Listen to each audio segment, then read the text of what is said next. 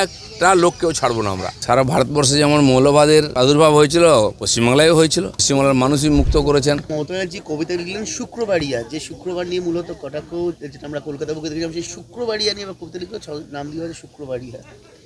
আমি জানি না কেন এত প্রেম শুক্রবারে। বাড়ির বাচ্চার নাম আজানিয়া।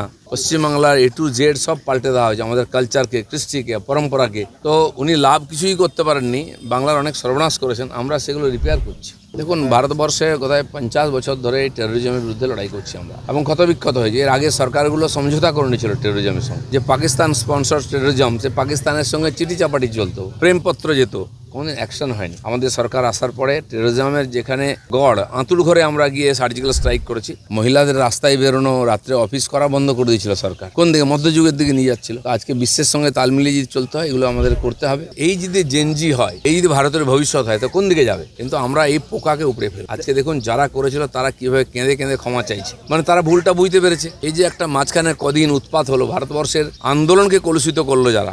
আমি তো বলি, বাচ্চারা তো আছেই, কোর্ট বলেছে 18 বছরের নিচে তার বিরুদ্ধে ব্যবস্থা নেওয়া যাবে না, কিন্তু যারা ওর পিছন থেকে করেছে সবাইকে টেনে বার করতে হবে এবং আইনের সামনে আনতে হবে। যে মৌলবাদীদের আগ্রাসন ছিল সে মুক্ত। আমি তো কলকাতায় এসেছি এবং মূলত স্বাগত তসলিমা নাসরিনকে। কলকাতা এমন শহর, বিশ্বের বহু দেশ থেকে বহু মানুষ এখানে আসেন, আর আগের থেকেও এসছেন।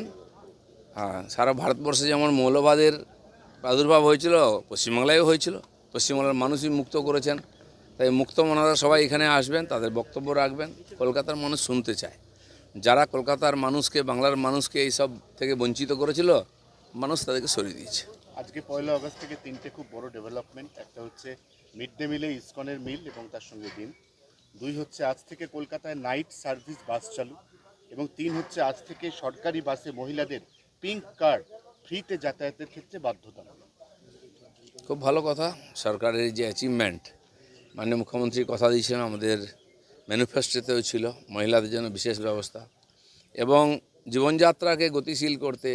আজ কলকাতা এমন একটা শহর, সারা দিন রাত লোকে এখানে কাজ করেন, যান। আইটি সেক্টর থেকে অন্যান্য ডিপার্টমেন্টে কাজ চলছে। আমরা চাই দিনরাত মানুষ কাজ করুক এবং প্রগতি হোক। মহিলাদের রাস্তায় বেরোনো, রাত্রে অফিস করা বন্ধ করে দিয়েছিল সরকার। কোন দিকে? মধ্যযুগের দিকে নিয়ে যাচ্ছিল। তো আজকে বিশ্বের সঙ্গে তাল মিলিয়ে যদি চলতে হয়, এগুলো আমাদের করতে হবে। সরকার ক্ষমতায় এসেই পরপর এই ধরনের স্টেপস নিচ্ছে। পরিবর্তনের বাংলায় ফসিল হয়ে যাওয়া একাধিক মেট্রো প্রজেক্ট, তার মধ্যে পিঙ্ক মেট্রো, যেটার বহুদিনের প্রত্যাশা। কলকাতা থেকে একটা মেট্রোয় কল্যাণী পর্যন্ত যাওয়া যাবে, এটা হচ্ছে টোটাল প্রজেক্ট।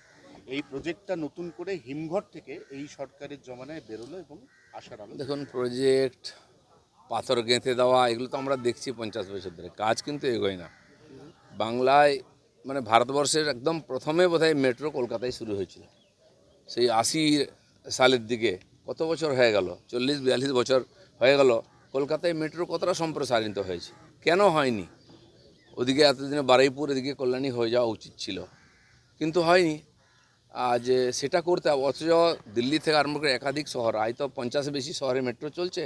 সেখানে দেখুন 10 বছরের মধ্যে মেট্রো কোথা থেকে কোথায় পৌঁছে গেছে। সমাজ জীবনকে গতিশীল করার জন্য আধুনিক ব্যবস্থা গ্রহণ করা উচিত। এখানে রাজনীতি হয়েছে, মেট্রো রেডি হয়ে যাওয়ার পরেও চিংড়িঘাটায় জয়েন করতে দেওয়া হয়নি, ইচ্ছাকৃত, খালি রাজনীতিক কারণে। তো আজকে তার ফলে কি হলো? ওনারা তো গেলেন, পশ্চিমবাংলার ভবিষ্যৎকে বিগড়ে দিয়ে গেছেন। তো আমাদের সরকার সেটাকে উদ্ধার করার চেষ্টা করছে। আজ থেকে শুরু হলো জনগণনা, দুর্গাপুরে বর্তমানে লুকিয়ে আছে জঙ্গি। যেটা অত্যন্ত গুরুত্ব, দীর্ঘ বছর গত বছর থেকে সারা দেশে জনগণনা শুরু হয়েছে, জুন থেকে। এখানকার সরকার ইচ্ছা করে অনুমতি দেয়নি, যাতে এই যে 91 লক্ষ নাম বাদ গেছে, এরা যাতে ভোটার হিসেবে থেকে যায়। তা সত্ত্বেও বাঁচাতে পারেননি। তো এমনিতে জনগণনা 11 সালে হয়েছিল, আজকে কত বছর হলো? 25 বছর, 15 বছর হয়ে গেছে। অনেক কিছু পাল্টে গেছে, তার তথ্যই সরকারের কাছে নেই। সমস্ত যোজনা ফেল হবে এই জন্য। তো সেটা আমরা সরকারে এসেই অনুমতি দিয়েছি এবং চালু হয়ে যাচ্ছে। মুখ্যমন্ত্রীর লাইভ থ্রেট, মুখ্যমন্ত্রীর লোকেশন এবং তার সমস্ত ডিটেল নেওয়া লস্কর জঙ্গি, সেই লুকিয়ে রয়েছে বর্ধমানের রেনেসায় অভিজাত আবাসনে। দেখুন, ভারতবর্ষে কোথায় 50 বছর ধরে টেরোরিজমের বিরুদ্ধে লড়াই করছি আমরা, এবং ক্ষতবিক্ষত হয়েছে। এর আগে সরকারগুলো সমঝোতা করে নিয়েছিল টেরোরিজমের সঙ্গে, যে পাকিস্তান স্পন্সর টেরোরিজম, সে পাকিস্তানের সঙ্গে চিঠি চাপাটি চলতো, প্রেমপত্র যেত, কোনোদিন অ্যাকশন হয়নি। আমাদের সরকার আসার পরে টেরোরিজমের যেখানে গড়, আঁতুল ঘরে আমরা গিয়ে সার্জিক্যাল স্ট্রাইক করেছি, এবং সারা ভারতবর্ষে বহু নেতা, মাননীয় প্রধানমন্ত্রী, রাষ্ট্রপতি, গৃহমন্ত্রী, আমাদের বর্তমান মুখ্যমন্ত্রী এবং একাধিক নেতার নামে বহুবার থ্রেট এসছে, চিঠি এসছে, ধমকি এসছে, আজ পর্যন্ত কিছু করতে পারেনি ওরা। কিন্তু ওরা ভুলে গেছে যে এখন নরেন্দ্র মোদী সরকার চলছে, বিজেপি সরকার চলছে এখানে। তো সেই জন্য যেখান থেকে এরকমের হবে সে তার মূল শুদ্ধ উপড়ে ফেলবো আমরা। আজ সারা দেশের সরকার এবং ভারত সারা দুনিয়ায় মানে যে টেরোরিজমের বিরুদ্ধে নেতৃত্ব দিচ্ছে নির্মূল করার জন্য।